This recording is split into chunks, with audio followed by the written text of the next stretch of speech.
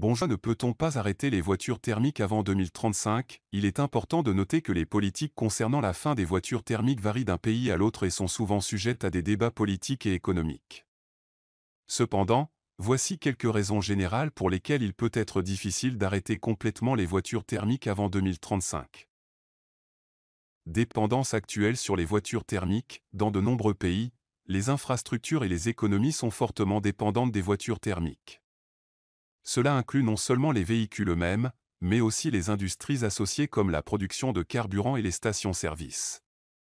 Changer complètement cela nécessite des investissements massifs dans de nouvelles infrastructures et des changements significatifs dans les habitudes de consommation. La des véhicules thermiques vers les véhicules électriques va prendre encore 10 ans, une transition technologique dure typiquement 15 ans, donc en 2030 environ 80% des nouvelles ventes annuelles de véhicules seront purement électriques. Il faut compter 5 ans entre le développement d'un nouveau modèle, sur une base existante, et sa mise sur le marché avec une durée de vente ensuite typique de 5 ans. Donc thermique sur la papier l'année dernière sortira en production en 2025 et sera vendue jusqu'en 2030. Mais qui achètera une telle voiture en 2030? Les 20% d'irréductibles. Nombre de grandes villes ont déjà annoncé bannir tout véhicule thermique progressivement entre 2025 et 2030. Donc pour les citadins, acheter un véhicule thermique en 2025 sera un choix hautement risqué. D'ici 5 ans, les infrastructures de recharge seront présentes dans toutes les bonnes stations-service, parkings. Santio avec un paiement par smartphone. Habiter en appartement ne sera plus une contrainte pour acheter un véhicule électrique. Coût des alternatives. Bien que les véhicules électriques soient de plus en plus populaires, ils restent souvent plus chers à l'achat que les véhicules thermiques équivalents. De plus, l'infrastructure de recharge des véhicules électriques n'est pas aussi développée que les stations-service pour les voitures à essence ou diesel.